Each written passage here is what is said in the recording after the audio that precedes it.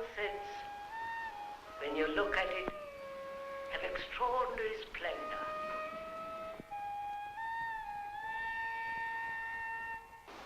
There is great beauty in a tree. And a sheet of water has immense meaning.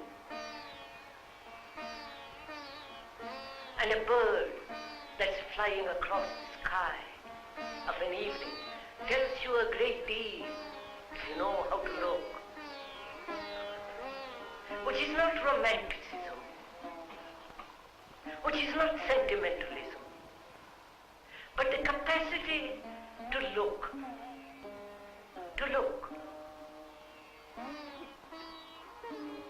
and not immediately translate it into poem, into some romantic gesture, but to merely to observe with quiet beatitude and affection.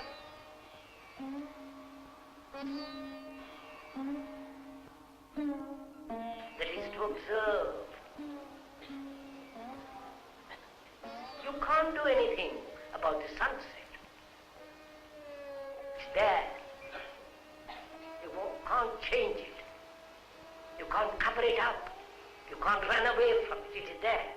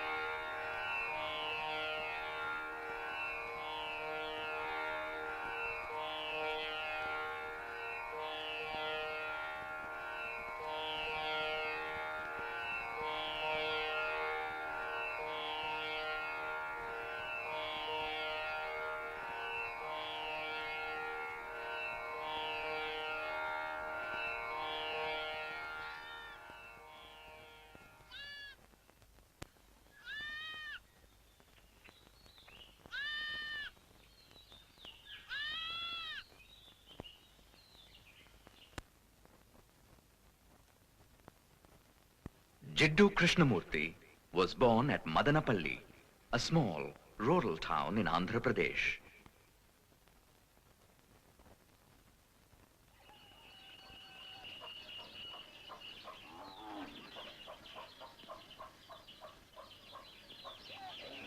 The eighth son, he came into the world at his mother's insistence in the puja room of a tiny rented house.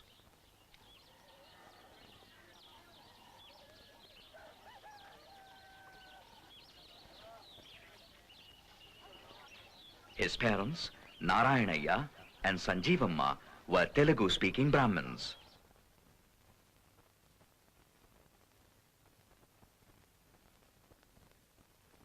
Krishnamurthy was an indifferent student, often beaten by his teachers. And he grew up to be a dreamy child, in the habit of taking long walks up a distant hill to the lone temple standing at the top.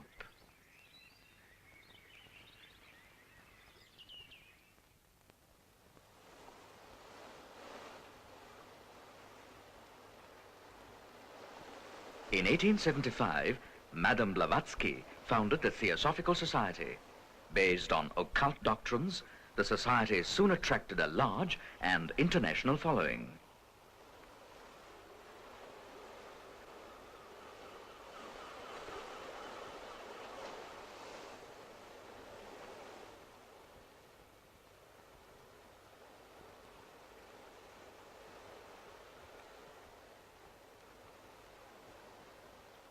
its headquarters were moved to Adyar at Madras.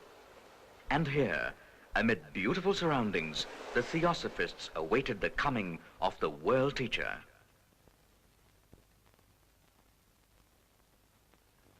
Narayanaya was a Theosophist, and in 1909, after the death of Sanjeevamma, he moved to Adyar with his children.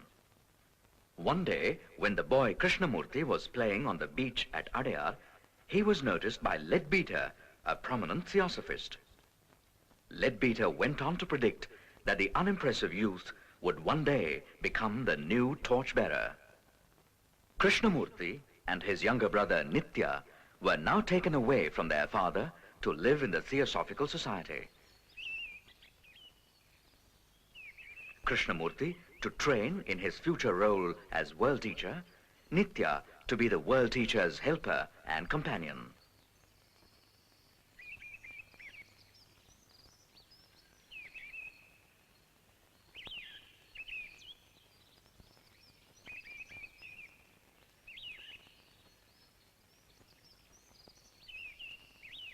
A new organization, the Order of the Star, was also set up to prepare the way for the coming of the world teacher.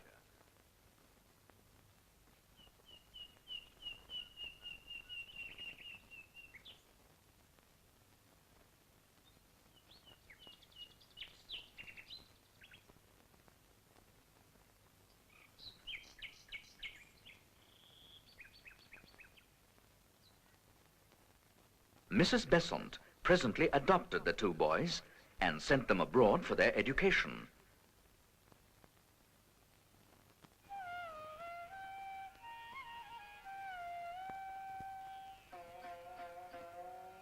Thrust into elegant society, they traveled between London, Paris, and California.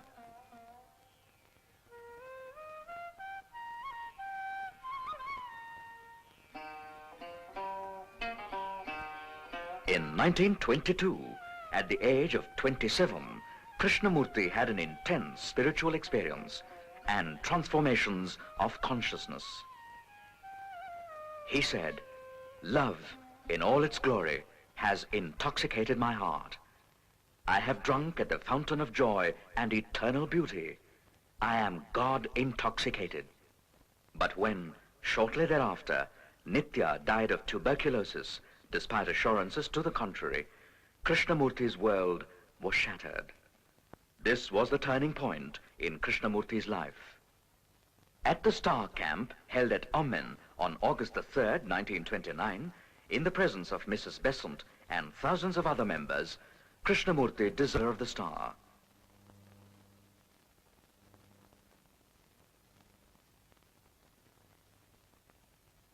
The same year, he resigned from the Theosophical Society also.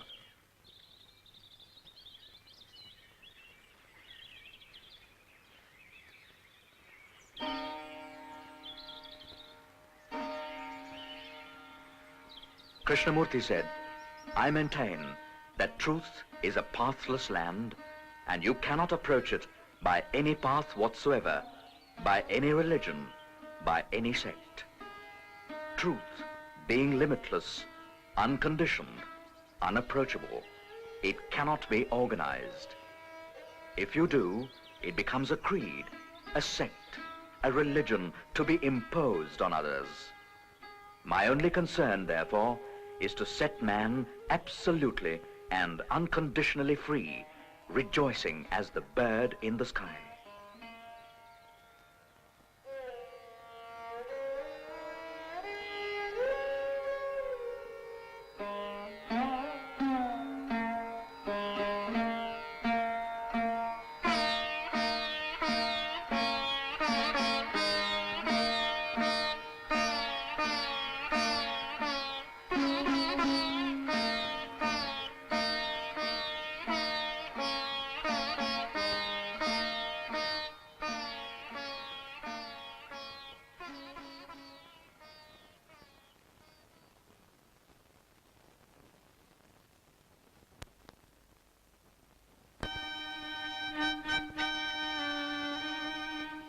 The Krishnamurthy Foundation was formed based on this insight. Its 4 centers in England, USA, Canada, and India propagate Krishnamurthy's teachings and run educational institutions.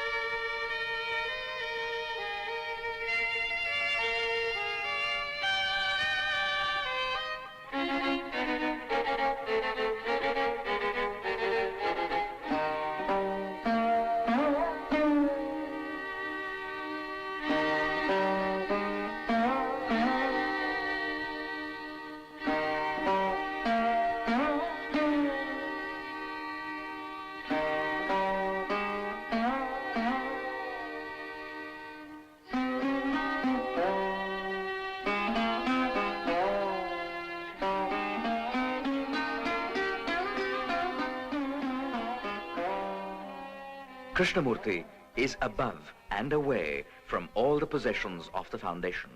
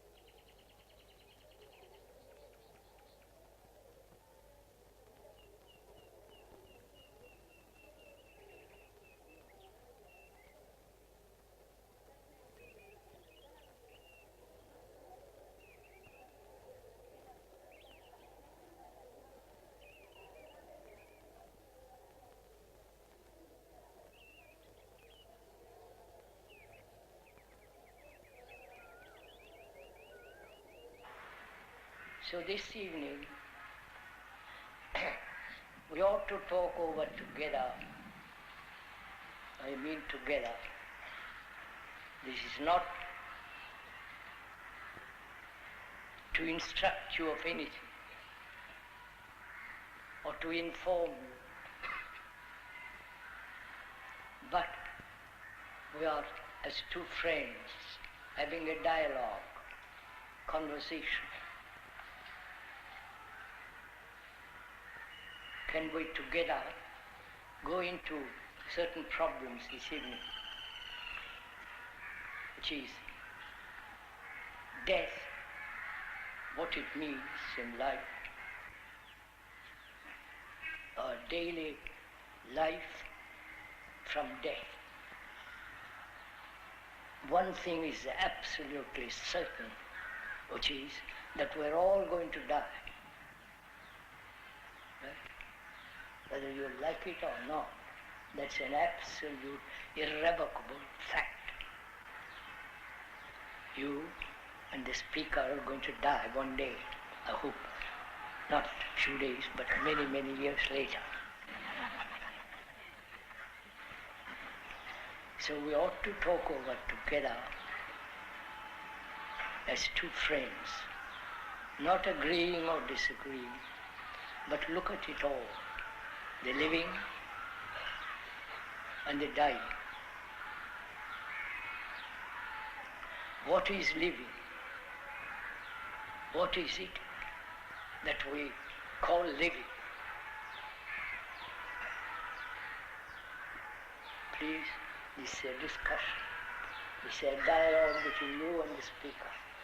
So, work it out. What do you call living?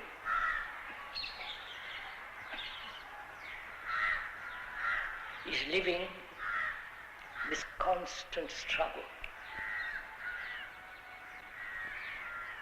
constant conflict, seeking power, status, position, and not be perhaps being able to get it, and living in constant battle with oneself. And the living is what we call anxiety, attachments, right? The living is going to the office, whether it is the highest ministers of this country or the lowest clerk, going to the office every day for 60 years or 50 years of your life, from 9 to 5, being insulted, pushed around, right? Unless you are the top executives. That's what we call also life. The responsibility of earning livelihood with money to support your wife and children and educate them. And the education is pretty rotten,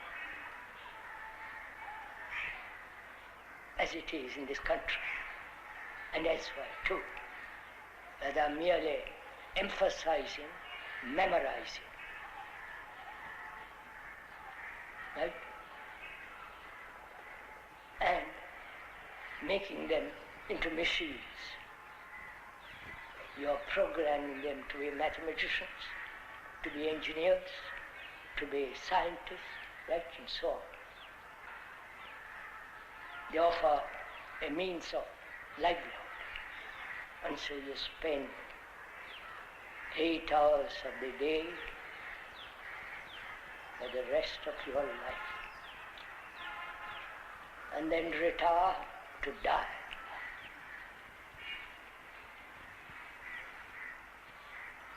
This is a fact. Seeking God, seeking peace, seeking some kind of shelter, some kind of way of living that is not so utterly shallow, empty.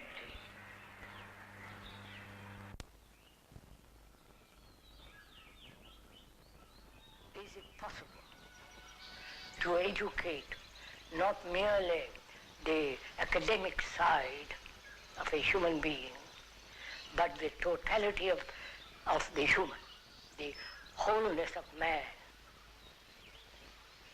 The wholeness of man being not only the technological academic side, the functional side, but also the psychological nature of man.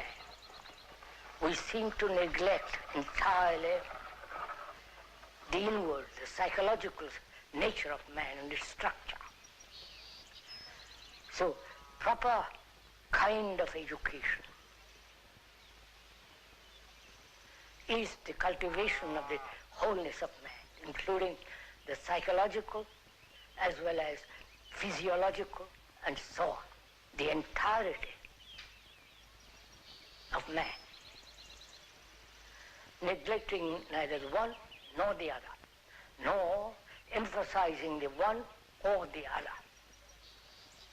so that a human being grows up harmoniously without any conflict, inward conflict or outward conflict. And this seems to me necessary in a world that's going more and more crazy, more and more immoral.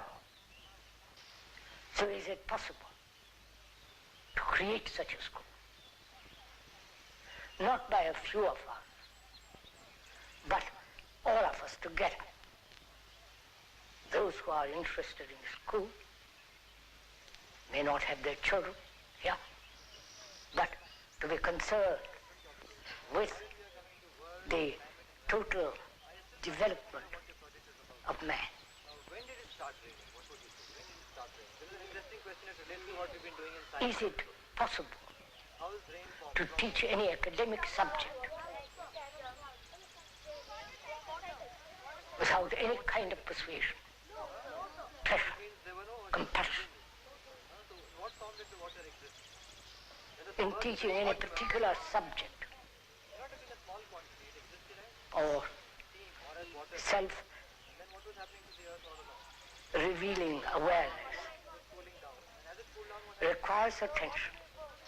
Is there a way without persuasion, it condensed. without compulsion, without any pressure to bring about this attention, so that when there is this attention, each one of us listens to the other completely. And any subject, can it be related to the wholeness of man?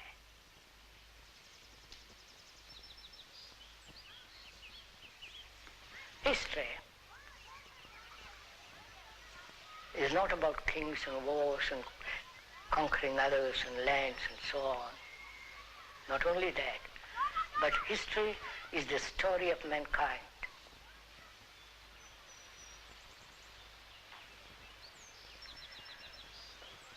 The story of mankind is the story of you who are the mankind.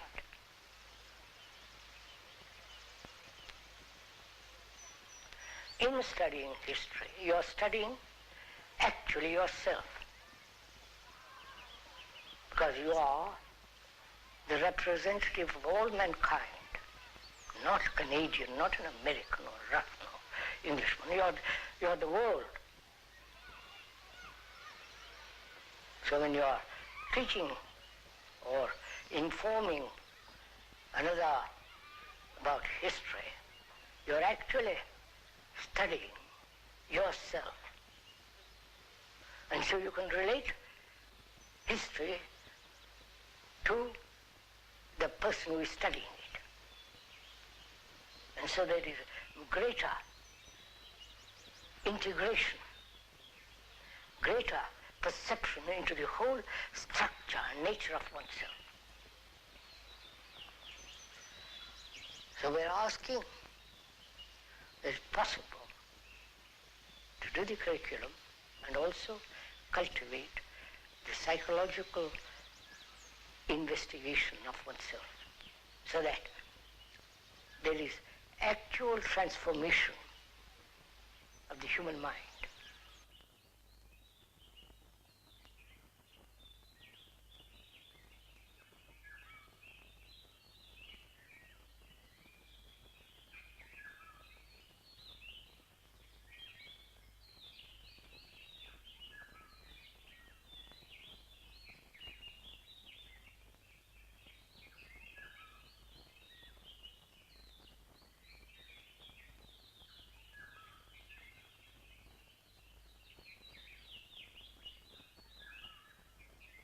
What we mean by continuity is all the memories which we have collected, all the beliefs, all the experiences, the pain, the sorrow, the loneliness, the despair, all that we want it to continue, because we want to continue the meal. Everybody longs for this continuity,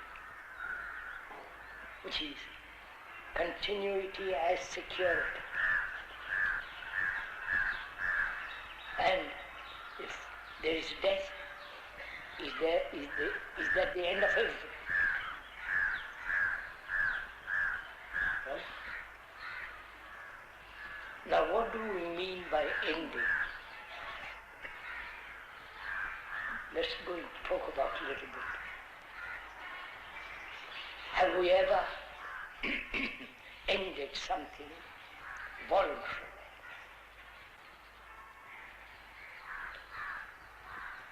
Your anger, your jealousy, your aggression. Have you ever said, I'll end it? Not tomorrow, but now, completely end it.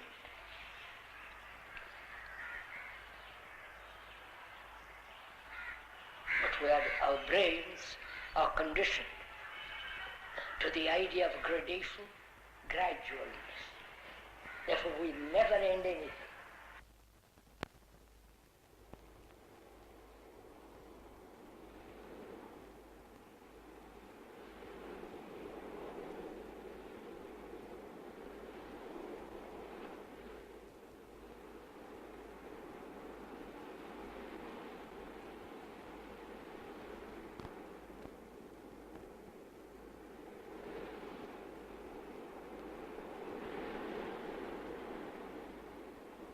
Far end of one's life.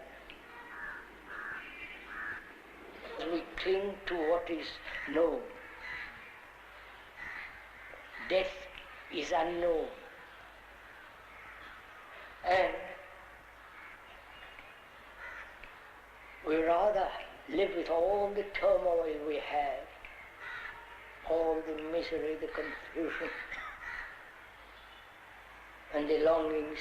We'll rather have that which we call life, living, and avoid death as far as possible, right? At the end of everything.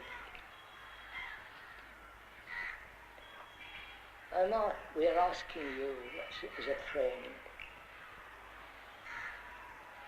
can you live with death while living? You understand my question? That is, when I die, not only the organism is cremated or buried or whatever that his friends do to him as when he dies, and that is the end of everything, though we may want a continuity next life, but that's the actuality of your end. Now, death means that, to end. Right? Can you live with death and together, life and death together? Have you ever asked that question? Krishnaji, for some years, you have been speaking of the need for a new mind, a culture which will be able to deal with the problems which we face not only in this country but in the world. Problems of growing cruelty, increasing violence, tremendous callousness, a disregard for human life, and a growing distance between the human being and the sacred dimension. If we go in this direction, annihilation seems inevitable. But how is this new mind, this new culture to come about?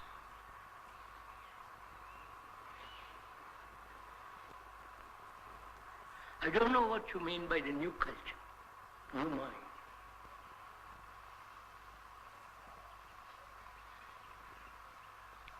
Biologically, and also psychologically, human beings have traveled a long distance, 40, 50, 100,000 years. And they've always talked about, as far as I can understand, a different way of living.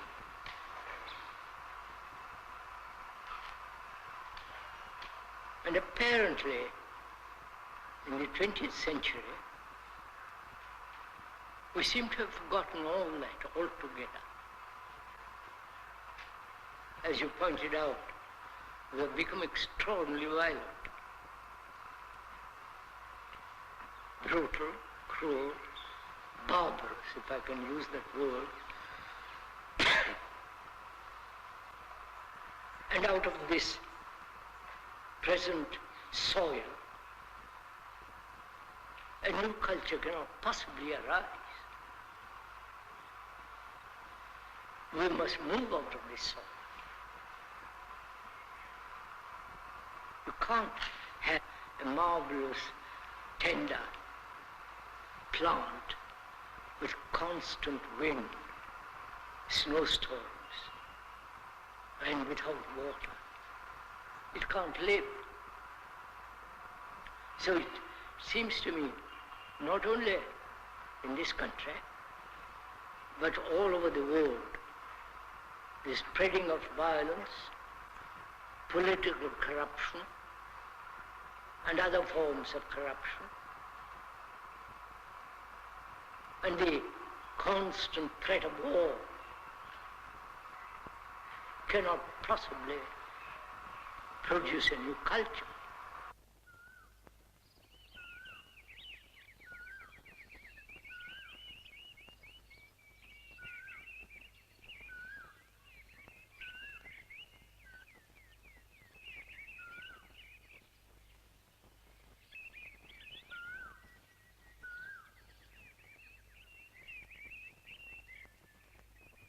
I think man has to change himself, because he is not the measure of himself, but he has to be completely aware of what he is, actually, not theoretically. What he is this nationalistic division, religious division, sectarian division, gurus who bring about various other forms of divisions, or the past gurus, they gone. I think all that has to be put aside completely. And man has to be responsible utterly for himself. Irresponsibility doesn't really convey that. Man has to realize what he is first. What has been, what after all this millennia, he's still boxed. I think that's the first thing he has to, not read Gita and the Upanishads and the Bible and all the fundamentalists and all that. It's just, in modern age, all that has gone, no meaning. I think that's a fundamental. You said something just now, that man is not the measure of himself. No. It's a very challenging remark. If man is not the measure of himself, what is he the measure of?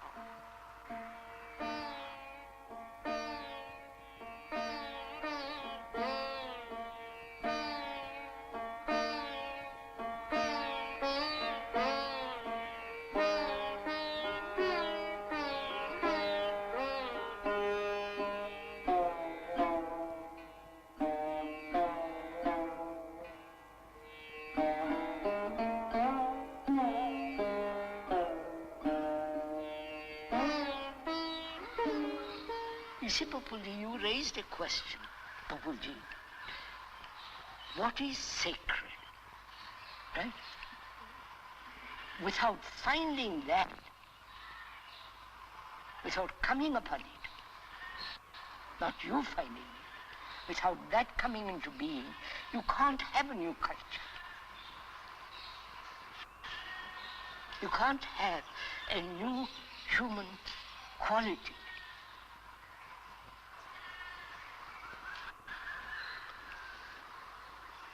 And obviously, that which is sacred is not in any temple. Right? Yes. In any mosque, in any church. And no guru, none of them cannot talk about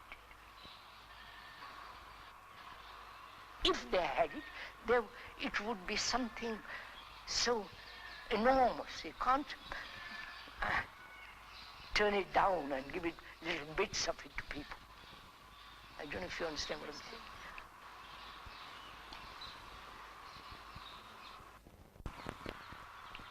I feel that man also has a capacity for attention in which he can see the limitations and how they fit in. If he can attend, right? If he attends completely, which means with all his nerves, with all his heightened senses, not destroying the senses, as the religions throughout the world advocate, with all the senses awake. And in attention means there is no self in that attention. That's all. If he has that, which is not within the structure of the brain, but it is there in man. No, it is there. When you have that attention, you enter. Not you enter. There is that which is beyond the brain. You may not accept this. Quite, you should. One must be skeptical about it. The brain has immense capacity. Yes. There is no question. And that brain is limited by our psychological activity. And the mind, to me, from K, is something totally outside the brain. This you don't have to accept it, but you can at least look at it. Yes. You can observe it, you can question it.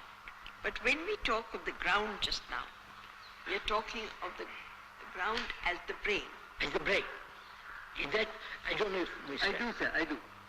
Accept it. What? That by ground we mean the brain. Yes. Can the brain, which has been conditioned, there's no question, linguistically, religiously, politically, geographically, climatically, and the division of nations, religions, the brain in itself is fragmented. And the brain has become fragmented through the activity of thought.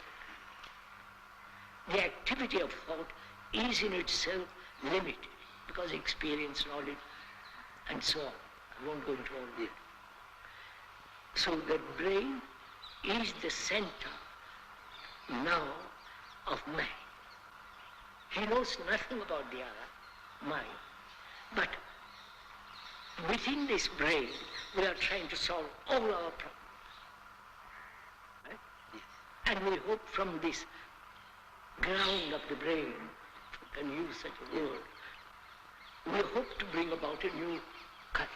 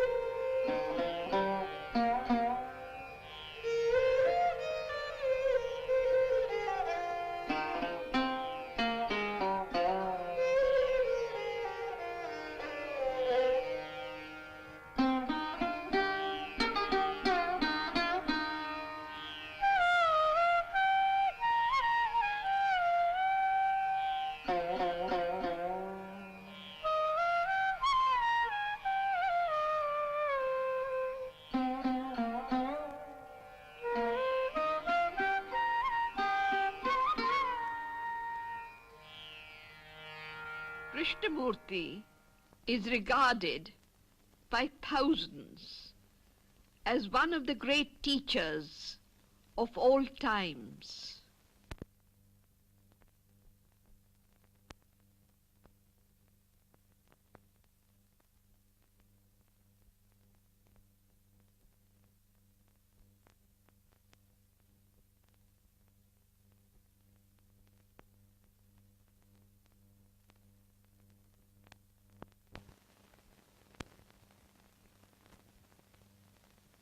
"90 years of age, he continues to travel, to speak, to discuss, and to be silent with vast numbers of people who come to him seeking solace or an answer to the challenge of our times."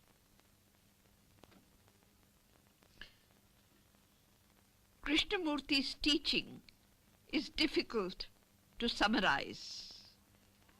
Based on a vast, unitary perception of humanity and all life, he demands a life of correctness, a life free of self-centered activity, and an integral perception which alone frees man from duality and the bondage of time.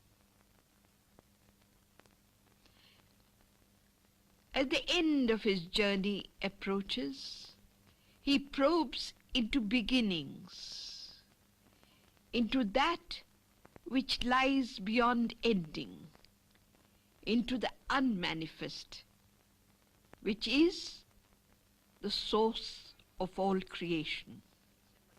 Because man, throughout the ages, has searched for something beyond time, something that is incorruptible, something beyond all experience, beyond all knowledge. So he said, there must be somewhere something that is not perishable, that's incorruptible, that's timeless, eternal. That seed has been sown in man from time immemorial. You understand, sir? And we have got that seed moving all through mankind. And we have never opened or looked at that seed. We have said what that seed should be. You understand what I'm saying? For God's sake, move, sir. We never said, this thing which man has started from time immemorial, I wonder if it can ever flower, grow. You understand my question, sir? That is meditation, where there is no conflict, where there is affection, care, not your children, care for the world around you, care for your woman, for your man, so that there is no domination of each other, no exploitation of each other. If that isn't laid down as a foundation, you can't move. What you're trying to do, you neglect all that and try to find some God somewhere. If you don't begin there, what you'll end up is an illusion. Meditation can never be conscious, can never be thought out, premeditated.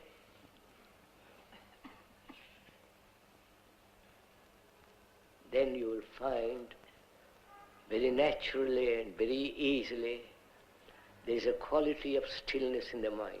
It is only that enormous sense of stillness and silence. And the brain then is in a vast space. Then only truth can come into being. And that's real meditation.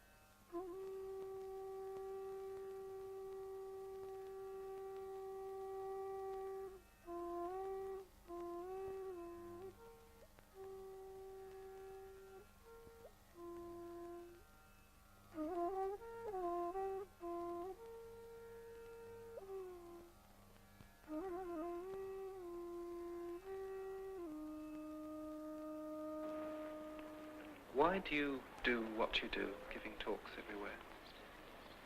I really don't know. It isn't a habit. It isn't something which I've fallen into and I do it because I have nothing else to do. I've been doing this for 45 years and more. Not that I'm proud of it, I'm just repeating a fact.